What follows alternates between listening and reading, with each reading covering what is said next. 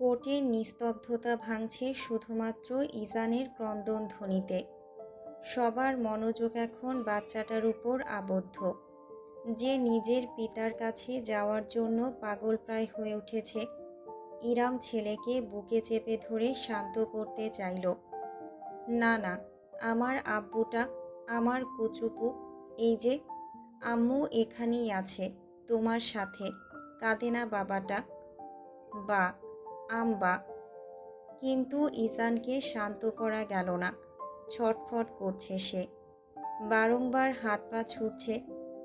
এতক্ষণ যাবৎ দৃশ্যটার দিকে নিষ্পলক তাকিয়ে থাকা সাইবান এবার চোখের পলক ফেলল। টের পেল তার চোখে আর্দ্রতা জমেছে। তবে সকল অনুভূতিকে আপাতত তুচ্ছ করে সে কাঠগড়া থেকে নেমে এলো। তাকে কেউ বাধা দিল না, না তো প্রশ্ন করল। দুই বাহু বাড়িয়ে ইরামের দিকে ইশারা করল সে। ইরাম এক নজর জজ সাহেবার দিকে চেয়ে কোনো বাধা না পেয়ে উঠে গেল। সাইবানের কাছে যেতেই কোলে থাকা ইজান ছোট্ট হাত দুইখানা বাড়িয়ে পিতার পরনে টি শার্ট আঁকড়ে ধরল। সাইবান তৎক্ষণাৎ ছেলেকে কোলে নিয়ে বুকে চেপে ধরল। এক হাতে ছোট্ট ঘাটটা ধরে মাথার উপর গাঢ় একটা চুমু দিয়ে ফিসফিস করল, এই তো আব্বু, বাবা এখানে। বাবা তোমার কাছেই আছে, বাবা ভালো আছে, কাঁদে না আমার আব্বু। তুমি কাঁদলে বাবার কষ্ট কমে না যে, দ্বিগুণ হয়। কেউ হস্তক্ষেপ করল না। সবার দৃষ্টি অদ্ভুত মনোরম দৃশ্যটায় আটকে রইল, যেন আবেগে বোনা কোনো উপন্যাস, যার শব্দচয়ন থেকে চোখ ফেরানো দুষ্কর। এক অযোগ্য পিতা, যার সঙ্গে রক্তের সম্পর্ক পর্যন্ত নেই, তার জন্য নিষ্পাপ এক শিশুর নিগুড় আবেদন যদি কারো হৃদয়ে নাড়া না দেয়, তবে হয়তো সে আসলেই পাথর মানব। প্রত্যেক জোড়া দৃষ্টির অন্তরালে সিলভার রিমের চশমায় ঢাকা চোখ জোড়া একটু বেশি জ্বলজ্বলে। বেঞ্চে বসা অরণ্য নির্বাক চেয়ে আছে, দেখছে নিজের সন্তানকে অন্য কোনো পুরুষের বুকে পিতার আশ্রয় খুঁজে নিতে। এ স্থানটা তার হওয়ার কথা ছিল। তার বুকে ওই ছোট্ট শিশুর আদর খোঁজার কথা ছিল। যেদিন সে প্রথম ইজানকে কোলে নিয়েছিল, সেদিনও নবজাতক তার স্বরে কেঁদেছিল। তবে সেই কান্নার আজকের কান্নার মাঝে সহস্র পার্থক্য। সেদিন বাচ্চাটা কেঁদেছিল তার রুক্ষ স্পর্শের যন্ত্রণায়, আর আজ বাচ্চাটা কাঁদছে পিতা বলে ভাবা এক সম্পর্কহীন পুরুষের মরম ব্যথায়। এটাই কি ভাগ্য? ভাগ্য এত নিষ্ঠুর কেন? অরণ্য জানে না তার চোখ দুটো হুট করে কেন ঝাপসা হলো। কি আশ্চর্য! সে তো ইরামকে হাসিল করতে এসেছিল। তাহলে বুকের ভেতর এমন শক্ত টানের অর্থ কী? বাম পাশটা এত ব্যথা হচ্ছে কেন? ইজান সাইবানের বুকে যেতেই অনেকখানি শান্ত হয়েছে। তার কাঁধের উপর নিজের ছোট্ট মাথাটা রেখে ক্ষণে ক্ষণে নাক টানছে। ইরাম পিছন থেকে নিজের ওড়না তুলে ছেলের মুখ মুছিয়ে দিল সযত্নে। তার নিজের চোখ জোড়াও কেমন যেন ভেজা ভেজা ঠেকছে। অদ্ভুত, এই অনুভূতি এত অদ্ভুত কেন? সমস্ত কোর্টে হয়তো এমন একটা মানুষ খুঁজে পাওয়া যাবে না এখন, যার অন্তর বিষণ্ণতায় ছয়নি। গাঢ় আর্দ্র নীরবতা ভাঙল সাইবান। ইজানকে বুকে চেপেই এক পা সামনে এগোলো সে। দৃষ্টি রাখল জজ সাহেবার উপর। তার কণ্ঠ সামান্য একটু কাঁপল যখন সে বলতে শুরু করল, ইউর অনার, আমি দোষী। আমার দোষ এটাই যে আমি আইনের আগে নিজের পরিবারের পরোয়া করেছি। হ্যাঁ, আমি বাচ্চাটার জৈবিক পিতা নই। আমি ওকে জন্ম দেইনি। ওর শরীরে আমার এক ফোঁটা রক্তও নেই। অথচ যদি নিজের বুকটা চিরে দেখানো যেত, তবে আমি আপনাদের সবাইকে দেখাতাম এই নাজুক বাচ্চাটাকে কত ভালোবাসি আমি। শক্ত একটা ঢোক গিলল সাইবান। তার বুকে ইজান আসতেই ভেতরের দানবটা শান্ত হয়ে পড়েছে। শীতলতা অনুভূত হচ্ছে, সঙ্গে নিগুড় প্রশান্তি। তাকালো সে ওর দিকে, যে বিনা বাক্য ব্যয়ে দাঁড়িয়ে আছেন।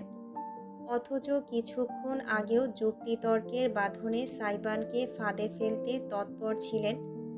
সাইবান এবার দৃঢ় গলায় বলল, যদি শুধু জন্ম দিলেই বাবা হওয়া যেত তাহলে পৃথিবীর শত সহস্র বাচ্চা ভাঙাচোরা শৈশব পেত না। 9 মাস 9 মাস এই শিশুটি বাবা বলে অন্য এক পুরুষকে চিনেছে। কেন? এটা কার দোষ? আমার নাকি সমাজের? কার? কোথায় ছিল ওর বাবা যখন ওর মা সামান্য খাবার আর ওষুধ জোগাড়ের আশায় মানুষের দুয়ারে দুয়ারে চাকরি ভিক্ষা চাইছিল? কোথায় ছিল ওর বাবা যখন ওর মাকে আশ্রয় না পেয়ে নিজের ভাইয়ের বাড়ি থেকেই বাচ্চা বুকে রাস্তায় বেরিয়ে আসতে হয়েছিল? কোথায় ছিল ওর বাবা যখন ওর মা বাচ্চার ভরণ পোষণের জন্য নিজের অতীতের আঘাত বুকে নিয়ে নতুন জীবন শুরু করেছিল? কোথায় ছিল অরণ্য মির্জা সওদাগর? হয়ার? আই ডিডেন্ট সি হিম দেয়ার। তীক্ষ্ণ চোখে অরণ্যর দিকে তাকালো সাইবান, অথচ অরণ্য মাথা কাত করে কোনো এক অজানা দিকে চেয়ে আছে। তবে প্রত্যেকটা কথাই তার কানে গিয়েছে স্পষ্ট। সাইবান কর্কশ গলায় যা বলল তা প্রতিধ্বনিত হলো পুরাতন ফাইলের ঘ্রাণযুক্ত বাতাসে। আজ যখন বাচ্চাটা সুখে আছে, ওর মা সুখে আছে, সমাজে মাথা উঁচু করে নিজেদের পরিচয় নিয়ে গৌরবে বাঁচতে পারছে, তখনই ওনার মনে পড়ল যে বাচ্চাটা ওনারও অধিকারবোধ আছে। এই অধিকারবোধ এতকাল কোথায় ছিল? যখন ওনার বাচ্চার তার মাকে সমাজে ছিঁড়ে খুঁড়ে খাওয়া হচ্ছিল। এই শিশুর জন্ম পরিচয় কি? তার বাবা কোথায়? মা কেমন সন্তান জন্ম দিয়েছে যে বাবা খোঁজ পর্যন্ত নেয় না? জারজ বাচ্চা নয় তো? এত সব আঘাতে জর্জরিত হওয়া থেকে বাঁচানোর জন্য ওনাকে কোনোদিন পাওয়া যায়নি। তবুও আজ তিনি এই বাচ্চার জৈবিক পিতা। আমি অযোগ্য, কারণ একটা সার্টিফিকেট। যা করেছি তা নিয়ে আমার গর্ববোধ নেই। ওই সময়ে দাঁড়িয়ে এই বাচ্চাটার বর্তমান ভবিষ্যৎ জন্ম পরিচয় নিশ্চিত করতে আমার কাছে লিগ্যালই একটাই উপায় ছিল।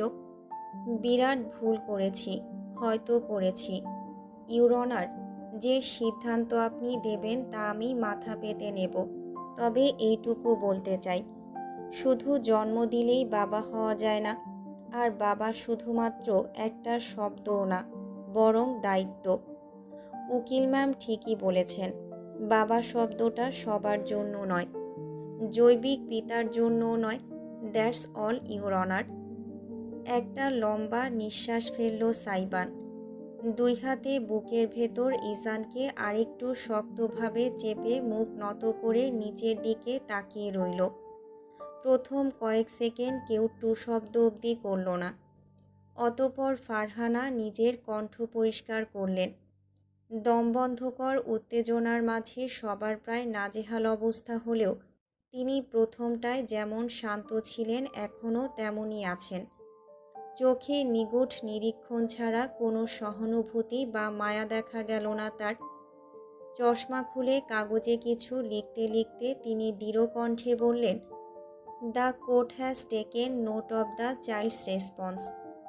এরপর এক লহমা থেমে তিনি যুক্ত করলেন, আদালতের নিকট উপস্থাপিত নথি ও উভয় পক্ষের বক্তব্য পর্যালোচনার পর সংশ্লিষ্ট জন্ম নিবন্ধন কর্তৃপক্ষকে নির্দেশ দেওয়া হলো শিশুটির জন্ম নিবন্ধনে পিতার নাম সংক্রান্ত তথ্য আইনানুগ প্রক্রিয়ায় সংশোধনের জন্য প্রয়োজনীয় ব্যবস্থা গ্রহণ করতে। শিশুটিকে পরবর্তী শুনানিতে উপস্থিত করার প্রয়োজন হবে না। পরবর্তী শুনানির তারিখ দেওয়া হলো 1 মাস পরের। বেশ লম্বা একটা সময়। কোর্টের পরবর্তী মামলাগুলো ডাকা হলো একের পর এক। অথচ ইরামার অরণ্যর মামলার প্রভাব থেকে বেরোনো যেন দুষ্কর। কিছুক্ষণ পর শিশির চৌধুরী ইরামার সাইবানের সঙ্গে বেশ কিছু আলোচনা করে বিদায় নিলেন। কথাগুলো এমন ছিল যে সাইবান বিশাল বড় ভুল করেছে, আর আজ শুধুমাত্র ইজানের প্রতিক্রিয়ায় বেঁচে গিয়েছে। অন্যথায় বাদীপক্ষ খুব সহজেই সাইবানকে ফুসলিয়ে উত্তেজিত করে বেফাঁস তথ্য আদায় করে নিতে পারত। ইরাম আর সাইবান কিছুই বলল না, শুধু চুপচাপ হজম করলো সব কিছু। এইটুকু বুঝলো এখন থেকে তাদের পা ফেলতে হবে খুব সাবধানে। শিশির চলে যাওয়ার পর অনুরাগ আর নীরব তাদের সঙ্গে সঙ্গে এগোলো গাড়ির দিকে। তখনই অপ্রত্যাশিত এক ব্যক্তিকে দেখা গেল। কোর্টের বাইরে নিজের বাইকের সামনে দাঁড়িয়ে হাত তুলে লাফাচ্ছে আফনান। বাইক নতুন কিনেছে সেটা দেখেই বোঝা যাচ্ছে। বন্ধুদের আসতে দেখে সে ছুটে এলো। কি ব্যাপার, কেমন হলো? সকলের চেহারায় কালো ছায়া দেখে আফনানের উচ্ছ্বাস চাপা পড়ল। অনুরাগ এগিয়ে বন্ধুর কাঁধে হাত রেখে সামনে এগিয়ে নিল। চল, আমি বলছি। তাছাড়া তুই কাজ ফেলে এসেছিস কেন? বলতে বলতে অনুরাগ আফনান আর নীরব সামনে এগোলো। পিছনে ইরাম আর সাইবান। ইজান এখনও সাইবানের কোলেই আছে। সকাল থেকে এত কিছু হয়ে যাওয়ার পর কেঁদে কেটে এখন ক্লান্ত সে। তাই পিতার কাঁধে মাথা রেখে চোখ বুজে আছে। তার ছোট শরীরটা ভারী লাগছে, বোধহয় ঘুমিয়েছে। তাই সাইবান সাবধানে তাকে বুকের ভেতর আরেকটু নরমভাবে আগলে নিল। কবিতা। পিছন থেকে ডাকটা কানে যেতেই জমে গেল ইরাম। সাইবানও থমকে দাঁড়িয়ে পড়ল। উভয়ে ঘুরে তাকাতেই অদূরে দণ্ডায়মান অরণ্যকে দেখতে পেল। প্যান্টের পকেটে 2 হাত গুজে দাঁড়িয়ে আছে, চুলগুলো কেমন এলোমেলো। চশমার আড়ালে চোখজোড়া ক্ষীণ লালচে দেখাচ্ছে। সুদর্শন চেহারায় সূক্ষ্মতর মলিনতার ছাপ। আশেপাশে ওর্চি কিংবা বাদীপক্ষের কোনো উকিল নেই। অরণ্য একাই দাঁড়িয়ে আছে, ঝড়ে ভেঙে পড়া বিধ্বস্ত উদ্ভিদের মতন। সাইবানের ভ্রু কুঁচকে গেল, তীব্র রাগ অনুভব করল সে। তবে এবার তাকে ওই লোককে মোকাবেলা করতে দিল না ইরাম। সাইবানের বাহুতে হাত রেখে ইশারায় শান্ত থাকতে বলল। এগিয়ে গেল নিজে, পায়ে পায়ে কোনো দ্বিধা ছাড়াই। ইরামের মধ্যাকার নমনীয় ভাবটা গায়েব হয়ে গিয়েছে। তাতে এখন আত্মপ্রত্যয় প্রকাশ পাচ্ছে। অরণ্য এগিয়ে এলো, মাঝপথে মিলল দুজনে। ইরাম এক হাতের বেশি দূরত্ব রেখে দাঁড়ালো অরণ্যর সামনে। চোখে চোখে তাকালো দ্বিধাহীন। বলল, আরেকবার ওই নামে ডাকুন। মামলা শুধু কাস্টাডিতেই সীমাবদ্ধ থাকবে না। ইরামের কণ্ঠে কোনো কোমলতা নেই, গাঢ় শীতলতা। অরণ্যর শুষ্ক ঠোঁটে পরিহাসের হাসি ফুটল। সে ইরামের উপর হাসল নাকি নিজের উপর বোঝা গেল না। আমার উপর এত রাগ তোমার, এত ঘৃণা? যদি ভাঙাড়ি থাকে তবে সংসারটা গড়েছিলে কেন? ইরাম ভ্রু তুলল। ভেঙেছি আমি? দিবা স্বপ্ন দেখছেন মিস্টার মির্জা? স্বপ্ন আর দেখতে দিলে কই? দেখার আগেই ভেঙে চুরমার করে দিলে। কয়েক সেকেন্ডের জন্য ইরাম কথা খুঁজে পেল না। অরণ্য এক হাতের দূরত্ব ঘুচিয়ে তার কাছে এসে দাঁড়ালো। ওই চোখের দৃষ্টিটা কেমন অস্বাভাবিক লাগলো রমণীর। তাতে মিশ্রিত চাপা ক্ষোভ এবং অভিমান। কি অদ্ভুত! অভিমান করা উচিত ইরামের, উল্টোটা কেন হচ্ছে? অরণ্য কণ্ঠ খাদে নামিয়ে বলল, তুমি আমার কাছ থেকে প্রতিশোধ নিতেই এমন করছো। বারবার আমাকে পরাস্ত করতে চাইছো, আঘাত দিতে চাইছো। এরপরও বেহায়ার মতন তোমাকে চাই আমি। If you come back even now I swear I will marry you again. এতক্ষণ পিছনে দাঁড়িয়ে থাকলেও এবার আর নিজেকে শান্ত রাখতে পারল না সাইবান। লম্বা 2 পদক্ষেপে ইরামের কাছে পৌঁছে গেল। এক হাতে অরণ্যর বুকে হালকা ধাক্কা দিয়ে দূরে সরিয়ে দিল। ভ্রু কুঞ্চিত হলো তার তিক্ততায়। Stay away from my family. Aranya সামান্য টলল। ইরামের উপর থেকে দৃষ্টি সরে গেল তার। আপতিত হলো সাইবানের উপরে। অজান্তেই আর্দ্র চোখজোড়া তার বুকে নামল, যেখানে লেপ্টে আছে ছোট্ট ইজান, নিদ্রাচ্ছন্ন এক সত্তা। কি শান্তির ঘুম দিচ্ছে ওই প্রশস্ত বুকে। যেন এর চাইতে নিরাপদ জায়গা তার পৃথিবীতে কোথাও নেই। অরণ্যর মস্তিষ্ক জ্বলে উঠল, দুই হাতের মুঠো শক্ত হলো। তাচ্ছিল্য ভরে খানিক হেসে সে বলল, ফ্যামিলি, ওটা আমার বাচ্চা, ওর শরীরে আমার রক্ত, আমার ডিএনএ, আমার সব কিছু। পারলে চোখগুলো ভালো করে দেখ, একদম আমার মতন। সাইবানের চোয়াল শক্ত হলো। অরণ্য বাঁকা হেসে বলল, তোর নাম শীঘ্রই মুছে যাবে। এবার একটু উত্তেজিত হলো না সাইবান, বরং তার ঠোঁটেও কুটিল হাসি ছড়িয়ে গেল। সূচালো দাঁত দুটো দেখা গেল যখন সে বলল, নামটা না হয় মুছে ফেলবি, জানটা মুছবি কিভাবে? আমার নাম যে ওর জানের ভেতর ছাপা। অরণ্য ক্রুদ্ধ চোখে চেয়ে রইল। হাসিটা উধাও হলো সহসাই। ইরা মধ্যখানে হস্তক্ষেপ করল। সাইবান আর অরণ্যর মাঝখানে দাঁড়ালো। ততক্ষণে অনুরাগ, নীরব আর আফনান তিনজন টের পেয়ে ফিরে এসে দাঁড়িয়েছে। প্রত্যেকের চোখে মুখে আগ্রাসী দৃষ্টি। পুরো একটা দলকে একসাথে দেখে অরণ্যর মাঝে আক্রোশ আরও বাড়ল। ইরাম বলল, আপনার কি মনে হয় মিস্টার মির্জা, এসব করে আপনার সম্মান বাড়ছে? হুম, বরং ধুলোয় গড়াগড়ি খাওয়া কিঞ্চিত সম্মানটুকু উবে গিয়েছে। আমায় বিয়ে করবেন আবার? এতই সহজ? এত সহজ ভুলে যাওয়া সকল দুঃখ, যন্ত্রণা, আঘাত? যে ছেলের জন্মের দিন আপনি পরনারীর বুকে সুখ খুঁজেছেন, আজ সেই ছেলেকে কাছে নিতে এত টালবাহানা? জি না, সত্যিটা আমাকে বলতে দিন। সত্যি এটাই যে আপনি আপনার ইগো স্যাটিসফাই করতে এসেছেন। যেই দেখেছেন আপনাকে ছেড়ে আমি আর আমার ছেলে দুজন দিব্যি সুখে আছি, সেই আপনার গায়ে লেগেছে। সুখ?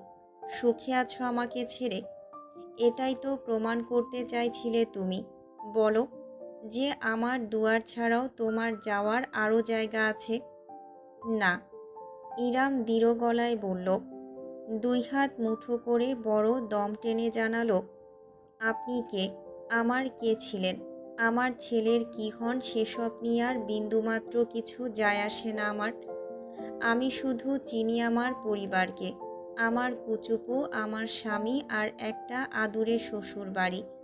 তাই আপনার ভালো এটাতেই হবে যে মাথা থেকে বেদখলের ভূত ছেড়ে নিজের জীবনে মনোনিবেশ করুন। Just move on. হুট করেই হেসে উঠল অরণ্য। এক হাত কোমরে রেখে আর অন্য হাতে কপাল ঘষে সে খিলখিল করে হাসতে লাগলো। এমন মুহূর্তে তার সেই হাসিটা লাগলো ভীষণ বেমানান। অবাক হলো সকলে। সাইবান এক হাত বাড়িয়ে ইরামের কবজি চেপে ধরল। Let's go. পাগলের পাগলামি দেখে কাজ নেই। উভয়ই উল্টো ঘুরল চলে যাওয়ার জন্য। যত কদম এগোলো ততই অরণ্যর হাসির জোর বাড়ল। এতটাই অস্বাভাবিক সেই আচরণ যে আশেপাশের মানুষজনও ফিরে ফিরে তাকাতে লাগলো। সত্যিটা তুমি ওকে বলবে নাকি আমি বলবো ইরাম? অরণ্যর দরাজ কণ্ঠে থমকাতে বাধ্য হলো সবাই। শটান ঘুরে গেল ইরাম। ভ্রুজোড়ার কুঞ্চনে কুঁচকে উঠল তার কপাল অবধি। অরণ্য চিবুক ঘষতে ঘষতে তাকে দেখছে। ইরাম শক্ত এক ঢোক গিলল। মানে? অরণ্যর হাসিটা দ্বিগুণ বিস্তৃত হলো। পায়ে পায়ে কাছে এসে পৌঁছালো সে। ইরামের চোখে চোখ রেখে বলল, সব আছে তোমার কাছে। ছেলে, স্বামী, আদুরে শ্বশুর বাড়ি, উপস, অর শুড আই সে বাপের বাড়ি। যে ইরাম এতক্ষণ যাবৎ বিনা আতঙ্কে অরণ্যকে দৃঢ়ভাবে মোকাবেলা করে এসেছে, সেই ইরাম এবার টলল। দৃশ্যমানভাবে তার শরীর কেঁপে উঠল। উজ্জ্বল শ্যামলা মুখ থেকে সমস্ত রং বিদায় নিল। সাইবান, অনুরাগ, আফনান আর নীরব সকলেই অবদ্ধ দৃষ্টিতে চেয়ে আছে। কারোরই মাথায় ঢুকছে না অরণ্য কিসের কথা বলছে। এমনকি ইরামও বুঝল না। আমতা আমতা কণ্ঠে শুধালো, মানে? অরণ্য তির্যক হাসল। এক হাত বাড়িয়ে ইরামের কপালে গড়িয়ে নামা চুলগুলো ছুঁয়ে দিতে গেলেও দিল না।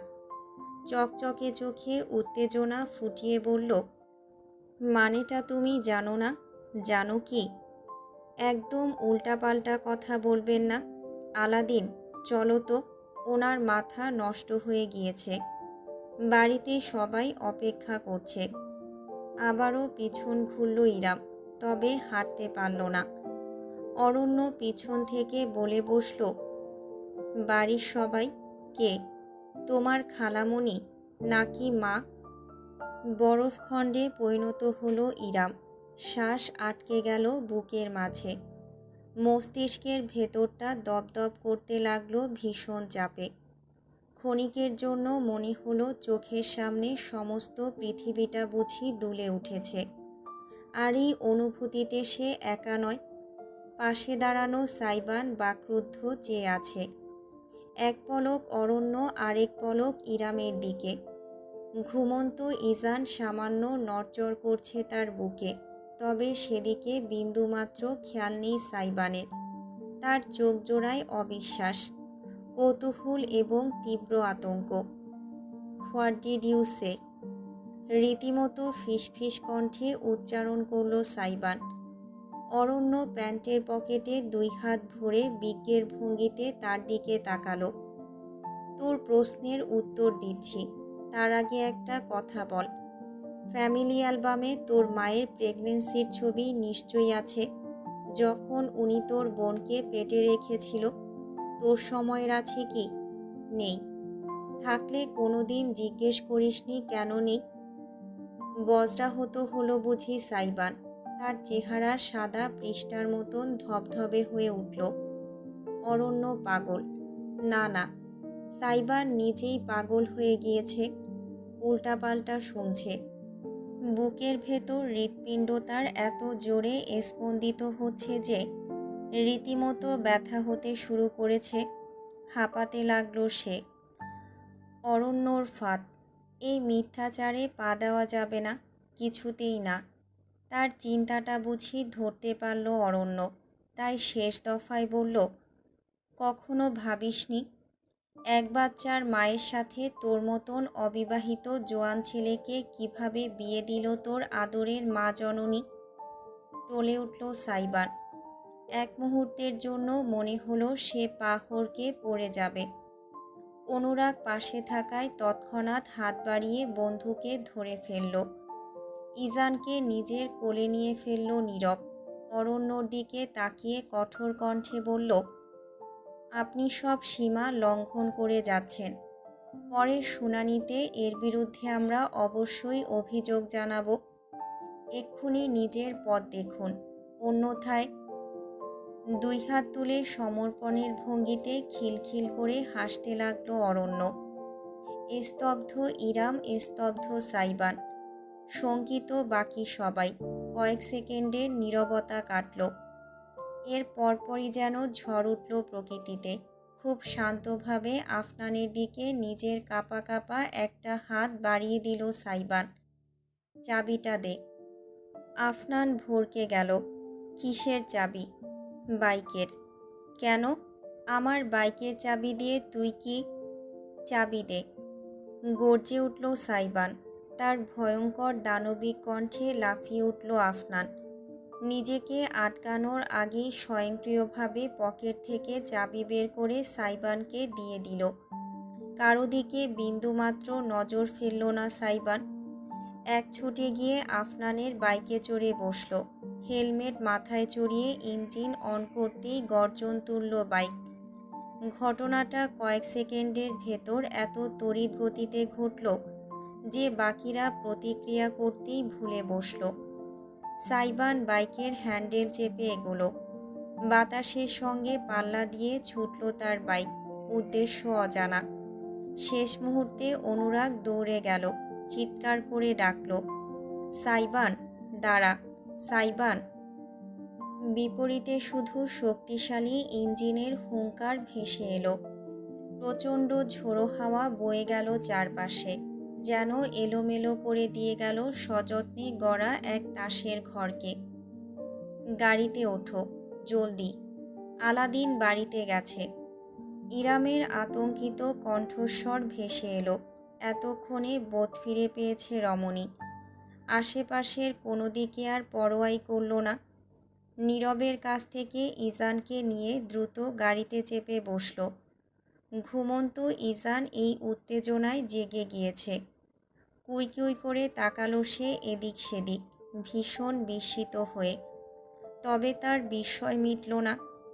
একে একে অনুরাগ, আফনান আর নীরবও উঠে গেল গাড়িতে। তার পরপরই গাড়িটা কোর্ট প্রাঙ্গণ ছেড়ে দ্রুত এগোলো। সাইবানের বাইক ছোটানো পথের পিছনে। উধাও হলো সবাই, শুধু রয়ে গেল অরণ্য। ঠোঁট সরু করে আলতো আঁচে শীষ বাজাতে বাজাতে সে দেখে গেল যতক্ষণ না গাড়িটা তার চোখের আড়াল হয়। অতপর জিভে শুষ্ক ঠোঁট ভিজিয়ে গদগদ কণ্ঠে বলল, চেকমেট। সামিয়া বেশ চিন্তায় আছেন আজ কেন জানো।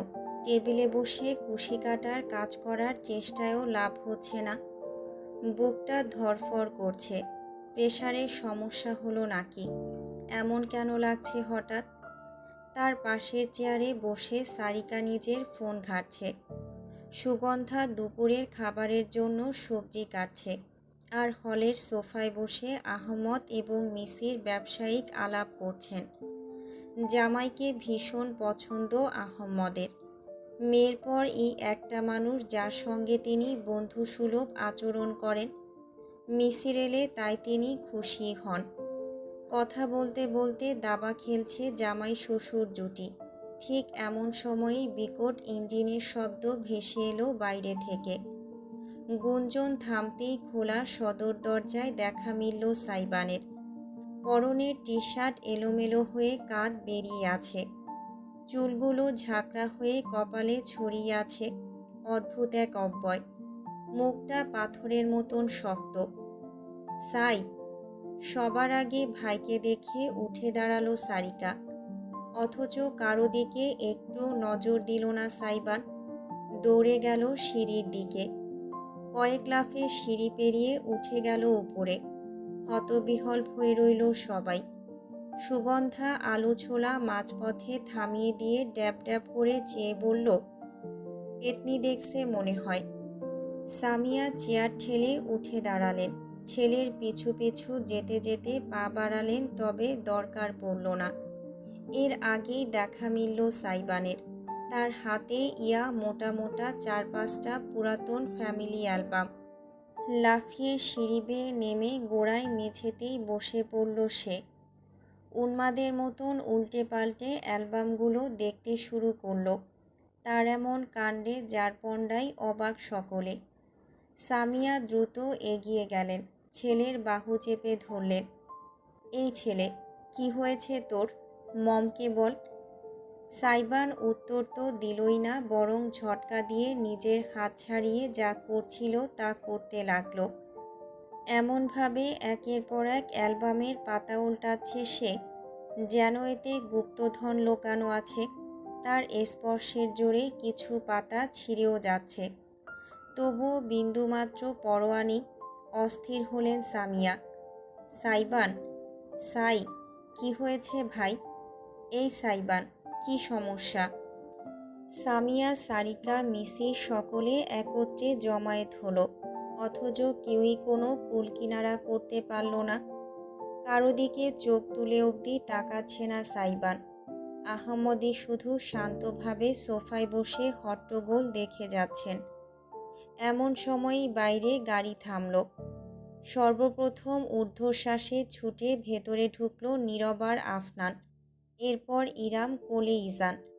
তাদের পিছু পিছু হতবিহ্বল অনুরাগ। সবাইকে দেখেই ছুটে গেলেন সামিয়া। এই, কি হয়েছে?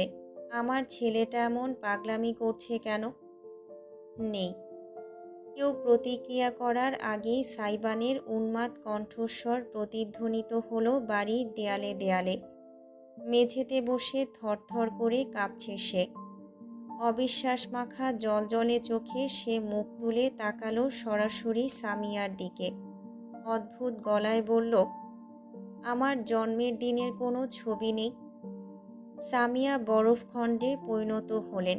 ছেলের দিকে বিস্ফোরিত নয়নে চেয়ে রইলেন। সাইবান অতি ধীরে উঠে দাঁড়ালো।